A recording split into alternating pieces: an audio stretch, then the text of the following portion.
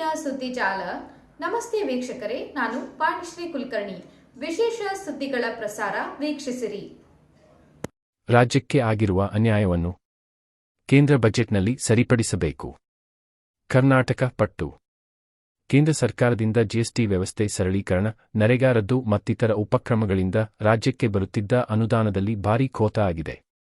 ರಾಜ್ಯಕ್ಕೆ ಆಗಿರುವ ಅನ್ಯಾಯವನ್ನು ಕೇಂದ್ರ ಬಜೆಟ್ನಲ್ಲಿ ಸರಿಪಡಿಸಬೇಕು ಎಂದು ಕರ್ನಾಟಕ ಸರ್ಕಾರ ಪಟ್ಟು ಹಿಡಿದಿದೆ. ಕೇಂದ್ರ ಹಣಕಾಸು ಸಚಿವೆ ನಿರ್ಮಲಾ ಸೀತಾರಾಮನ್ ಅಧ್ಯಕ್ಷತೆಯಲ್ಲಿ ಶನಿವಾರ ಇಲ್ಲಿ ನಡೆದ ಬಜೆಟ್ ಪೂರ್ವಭಾವಿ ಸಭೆಯಲ್ಲಿ ಕಂದಾಯ ಸಚಿವ ಕೃಷ್ಣ ಬೈರೇಗೌಡ ಮಾತನಾಡಿದ ರಾಜ್ಯದ ಬೇಡಿಕೆಗಳ ಪಟ್ಟಿ ಮುಂದಿಟ್ಟರು. ಜಿಎಸ್ಟಿ ವ್ಯವಸ್ಥೆ ಸರಳೀಕರಣದ ಬಳಿಕ ರಾಜ್ಯದ ಜಿಎಸ್ಟಿ ಬೆಳವಣಿಗೆ 12% 5% ಇಳಿದಿದೆ.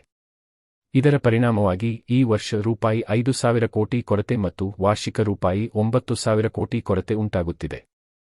ಕೇಂದ್ರವು ಪಾನ್ ಮಸಾಲಾ ಮೇಲಿನ ಸೆಸ್ ಮತ್ತು ತಂಬಾಕಿನ ಮೇಲಿನ ಅಬಕಾರಿ ಮೂಲಕ ತನ್ನ ನಷ್ಟವನ್ನು ಸರಿದೂಗಿಸಿಕೊಂಡಿದೆ. ಆದರೆ ರಾಜ್ಯಗಳಿಗೆ ಇದರ ಲಾಭ ಸಿಗುತ್ತಿಲ್ಲ. ರಾಜ್ಯಗಳಿಗೆ ಬಲವಾದ ಆದಾಯ ಸಂರಕ್ಷಣಾ ಕಾರ್ಯವಿಧಾನ ರೂಪಿಸಬೇಕು. ಜಿಎಸ್ಟಿ ಪರಿಹಾರ ಸೆಸ್ನಂತೆಯೇ ಆದಾಯ ನಷ್ಟಕ್ಕೆ ಸಂಪೂರ್ಣ ಪರಿಹಾರ ನೀಡಬೇಕು ಎಂದು ಅವರು ಆಗ್ರಹಿಸಿದರು. ಹಣಕಾಸಿನ ಸಮಾನತೆ ಮತ್ತು ಸಹಕಾರಿ ಒಕ್ಕೂಟ ಪುನಃ ಸ್ಥಾಪಿಸಲು ತಂಬಾಕಿನ ಮೇಲಿನ ಅಬಕಾರಿ ಸುಂಕ ಮತ್ತು ಪಾನ್ ಮಸಾಲಾ ಮೇಲಿನ ಸೆಸ್ ಅನ್ನು 50-50 ಅನುಪಾತದಲ್ಲಿ ಕೇಂದ್ರ ಹಾಗೂ ರಾಜ್ಯ ಹಂಚಿಕೊಳ್ಳಬೇಕು ಎಂದು ಅವರು ಸಲಹೆ ನೀಡಿದರು. ನರೇಗಾ ಕಾಯ್ದೆ ರದ್ದುಪಡಿಸಿ ಜಿ ಕಾಯ್ದೆ ಜಾರಿಗೆ ತಂದಿರುವುದರಿಂದ 13 ಕೋಟಿ ಮಾನವ ದಿನಗಳ ಜೀವನೋಪಾಯ ಭದ್ರತೆ ಒದಗಿಸುವುದನ್ನು ಮುಂದುವರಿಸಲು ಕರ್ನಾಟಕಕ್ಕೆ ರೂಪಾಯಿ 2,000 ಕೋಟಿ ಬೇಕಾಗುತ್ತದೆ. ಇದು ಆರ್ಥಿಕವಾಗಿ ಸಮರ್ಥನೀಯವಲ್ಲ. ಹೊಸ ವೆಚ್ಚ ಹಂಚಿಕೆಯು ರಾಜ್ಯದ ಹೊರೆ ಹೆಚ್ಚಿಸಿದೆ. ಹೀಗಾಗಿ ಯೋಜನೆಯ ವಿನ್ಯಾಸ ಮರುಪರಿಶೀಲಿಸಬೇಕು ಹಾಗೂ ಬೇಡಿಕೆ ಆಧಾರಿತ ಉದ್ಯೋಗ ಮರುಸ್ಥಾಪಿಸಬೇಕು ಎಂದು ಅವರು ಮನವಿ ಮಾಡಿದರು. ಐಪ್ಯಾಕ್ ಮೇಲೆ ಇಡಿ ದಾಳಿ. ಬಂಗಾಳ ಸರ್ಕಾರದಿಂದ ಸುಪ್ರೀಂಗೆ ಕೇವಿಯಟ್. ತೃಣಮೂಲ ಕಾಂಗ್ರೆಸ್ನ ರಾಜಕೀಯ ಸಲಹಾ ಸಂಸ್ಥೆ ಐಪ್ಯಾಕ್ ಮೇಲೆ ಜಾರಿ ನಿರ್ದೇಶನಾಲಯ ಇಡಿ ನಡೆಸಿದ ದಾಳಿಗೆ ಸಂಬಂಧಿಸಿದಂತೆ ತನ್ನ ವಾದ ಆಲಿಸದೆ ಯಾವುದೇ ಪ್ರತಿಕೂಲ ಆದೇಶ ಹೊರಡಿಸಬಾರದು ಎಂದು ಕೋರಿ ಪಶ್ಚಿಮ ಬಂಗಾಳ ಸರ್ಕಾರವು ಶನಿವಾರ ಸುಪ್ರೀಂ ಕೋರ್ಟ್ಗೆ ಕೇವಿಯಟ್ ಸಲ್ಲಿಸಿದೆ.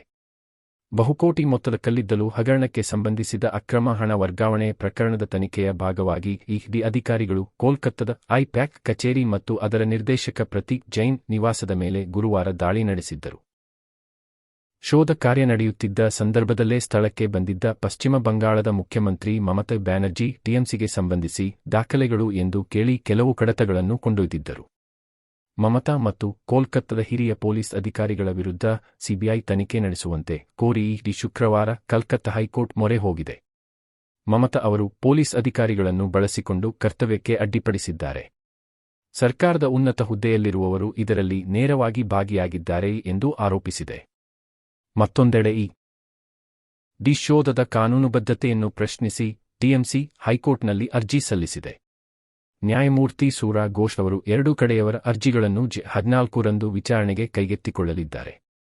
ಹೈಕೋರ್ಟ್ ಮತ್ತು ಸುಪ್ರೀಂ ಕೋರ್ಟ್ನಲ್ಲಿ ದಾವೆ ಹೂಡಿರುವವರು ತಮ್ಮ ವಿಚಾರಣೆ ನಡೆಸದೆ ತನ್ನ ವಿರುದ್ಧ ಯಾವುದೇ ಪ್ರತಿಕೂಲ ಆದೇಶ ಹೊರಡಿಸದಂತೆ ನೋಡಿಕೊಳ್ಳಲು ಕೇವಿಯಟ್ ಅರ್ಜಿಯನ್ನು ಸಲ್ಲಿಸಲಾಗುತ್ತದೆ.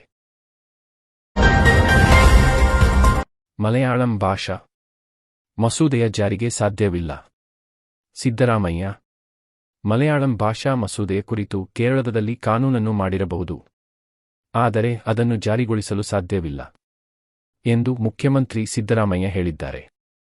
ಮಂಗಳೂರಿನಲ್ಲಿ ಶನಿವಾರ ಏರ್ಪಡಿಸಿದ್ದ ಕರಾವಳಿ ಕರ್ನಾಟಕ ಪ್ರವಾಸೋದ್ಯಮ ಸಮಾವೇಶದಲ್ಲಿ ಭಾಗವಹಿಸಲು ಬಂದು ಸಂದರ್ಭದಲ್ಲಿ ಸುದ್ದಿಗಾರರೊಂದಿಗೆ ಮಾತನಾಡಿ ಅವರು, ಭಾಷಾ ಅಲ್ಪಸಂಖ್ಯಾತರ ಮೇಲೆ ಮಲಯಾಳಂ ಅನ್ನು ಒತ್ತಾಯಿಸಲು ಸಾಧ್ಯವಿಲ್ಲ.